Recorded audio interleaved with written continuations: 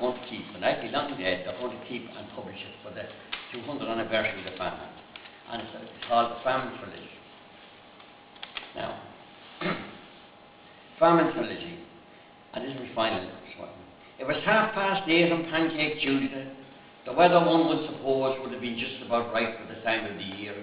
There might have been a nip in the air, then again there might not. It was certainly filled with Cork and Connemara accents, sprinklings of Kilkenny.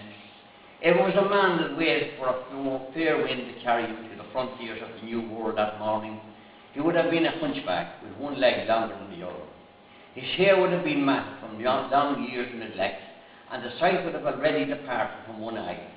His toothless grin would have been punctuated by uncontrollable fits of coughing, and if he spoke, his voice would have been little more than an old crow. His general appearance would resemble that of a scarecrow long after the harvest had been gathered. But it wasn't a man that eased away from the pier that day in 1847. It was a ship, according to the official sources, a ship with a captain and a crew lounging around, drinking the last dregs of dry land before the long salty push. Passengers biding their time, fingers drumming incessantly. 4 to a birthday waited, 9 square feet of tinder dry teeth per soul. Enough to stroke a cat perhaps, but certainly not to swing one. 208 died that day when the ocean morn caught fire, according to the Illustrated London News. It was in all the papers. 178 escaped death in Liverpool, the headlines screamed. So it's well documented, smothered in statistics, and neatly filed away in pigeonholes. But it doesn't mention stowaways or stifled moans, vacant stares, or hunkered sacks of bones. And there's not a word about the weather, nothing on the breeze that might have fanned the flames of second thoughts already pale in the weak Mersey sun.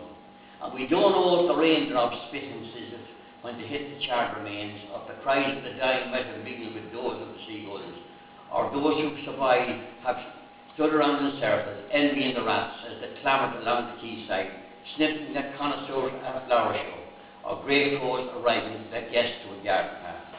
And if it was a ship that stood high and dry from the County Cork coast that morning in early May, it would have been a wreck, having sailed its last voyage. It sailed limp, hull listing, but it wasn't a ship. It was a woman, a young woman, Mary Bridget Murphy, her famished infant still clinging to her lifeless corpse. According to the authorities and the Illustrated London News, Ballydehob, that was, the 2nd February 1847, the first snowdrops would have been popping up in the lawns around Clonturk then. Of course, that's not documented. Neither is it clear who stumbled on the scene, or if they shed a tear when they saw the tiny hand still touching the half-finished St. Bridget's cross, or it may have been a doll whittled from mountain ash and sycamore, the button eyes still staring from the scooped out sockets.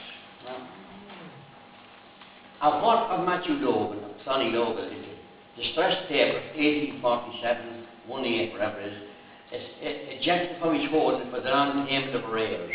The case is documented in miscellaneous papers, but we don't know if he hung around or maybe sat on a rock and watched from a distance as they poked and pried with crowbars till the walls began to grin and the echo began to rock up.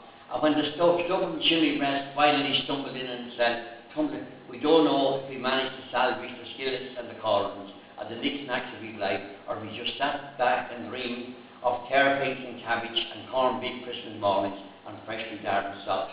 There's a picture of it though in the Illustrated London News, a contemporary engraving complete with a battering ram and the sergeant's party taking a break between heaves.